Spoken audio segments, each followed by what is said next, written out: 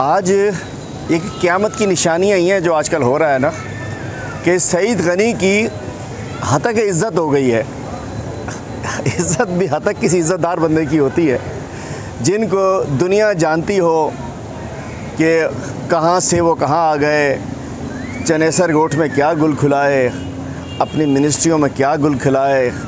आज वो मेरे ऊपर कहते हैं कि जी मेरी हतक इज़्ज़त हो गई। तो ये भी क़यामत की निशानी है। जैसे गुज़िश्ता रोज़ शर्जील मेमन इमरान खान साहब की करप्शन के कोई सबूत दिखा रहा था, ये एक और क़यामत की निशानी कि शर्जील मेमन इमरान खान साहब की करप्शन के बता रहे हैं, जो कि ख़ुद डूबा हुआ है, नाक से लेके पैर तक करप्शन में डूबा हुआ।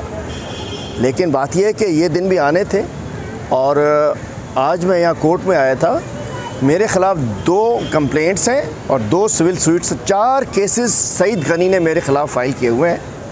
और मैं अदालतों में आता हूँ, एक महीने में 30 दिन होते हैं, 22 दिन मैं मुख्तलिफ़ अदालतों में होता हूँ। कभी दहशतगर्दी कोर्ट में, कभी सिविल कोर्ट में, कभी एंटी इंक्रोचमेंट कोर्ट में, कभी एंटी करप्शन कोर्ट में, कभी हाई कोर्ट में, कभी अपील में, कभी किसी में। तो इन्होंने एक अपोजिशन लीडर को इंगेज रखने के लिए, ताकि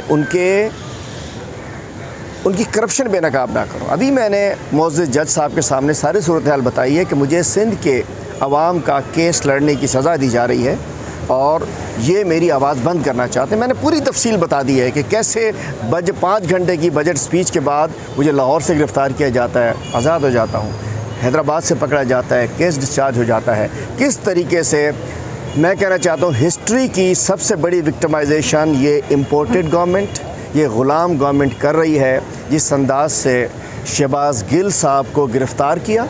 मैं कहना चाहता हूँ शहबाज़ गिल साहब ने अगर कोई गलत बात की है, उन्हें मौका मिलना चाहिए, अदालत में उनको बुलाना चाहिए, पूछना चाहिए। शहबाज़ गिल के ऊपर तशद्दुद किया गया। मैं कहना चाहता हूँ इससे गंदा दौर, स्याह दौर नहीं आ सकता। डिक्टेटर्स के दौर में भी ऐसा नहीं हुआ कि शहबाज़ गिल को गैर कानूनी तरीके से गिरफ़्तार किया गया, उस पर तशद्दुद किया गया और उससे बढ़कर उसके ड्राइवर की बीवी को, उसकी 10 माह की बच्ची को जेल में डाला गया। मैं कहना चाहता हूँ ये बेशर्मों की, बेहयाओं की गवर्नमेंट है जो अपने उसकी आग में, इंतकाम की आग में पागल हो चुके हैं। आज पंजाब में हमारी गवर्नमेंट है, केपी में हमारी गवर्नमेंट है, कश्मीर में हमारी गवर्नमेंट है, जीबी में हमारी गवर्नमेंट है। कहीं आपको पॉलिटिकल विक्टिमाइजेशन नज़र नहीं आएगी। लेकिन ये चोर, ये डाकू, ये करप्ट, ये माफिया सिंध में ये ज़्यादतियाँ कर रहे हैं हमारे और हमारे साथियों के ख़िलाफ़। कितनों के ATC की केसेस बनाए हुए हैं। कभी हमारे एक MP के घर में घुस जाते हैं, कभी दूसरे घर में घुस जाते हैं। मुझ पे तो 26 केस बना दिए हैं उधर। लेकिन पंजाब में कोई ज़्यादती नहीं हो रही। लेकिन हम समझते हैं कि 25 मई को जो इन्होंने एक स्याह रात, स्याह दिन मनाया, जो जुल्म किया, उनके ख़िलाफ़ भी कानूनी कार्रवाई होनी चाहिए।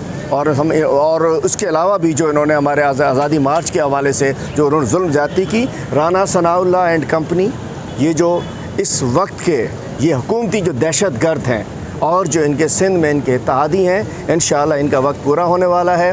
और आज मैं पूरी कौम से कहता हूँ कि इंशाअल्लाह जो पहुँच सके वो इंशाअल्लाह लाहौर हमारे आज़ादी के उस हकीकी जश्न में, चूँकि हकीकी आज़ादी अब कौम निकल आई है तो उसको कोई रोक नहीं सकता है। इंशाअल्लाह आज रात हमारे कप्तान का ख़िताब होगा। मैं भी यहाँ से कोर्ट के बाद मैं सीधा इंशाअल्लाह लाहौर जा रहा हूँ और हमारी स्क्रीन्स लग रही हैं पूरे पाकिस्तान में, हर शहर में स्क्रीन्स लग रही हैं, शहर कराची में स्क्रीन्स लग रही हैं। और जो हमारी हकीकी आज़ादी की जो जिद्दोजहद स्टार्ट हुई थी, इंशाअल्लाह हम वो तकमील पे पहुँचने वाली है। और कोई ताकत नहीं ऐसी कि जो इस इम्पोर्टेड गवर्नमेंट को रोक सके और खुदा न खास्ता इमरान खान साहब को बाहर निकाल सके। Thank you.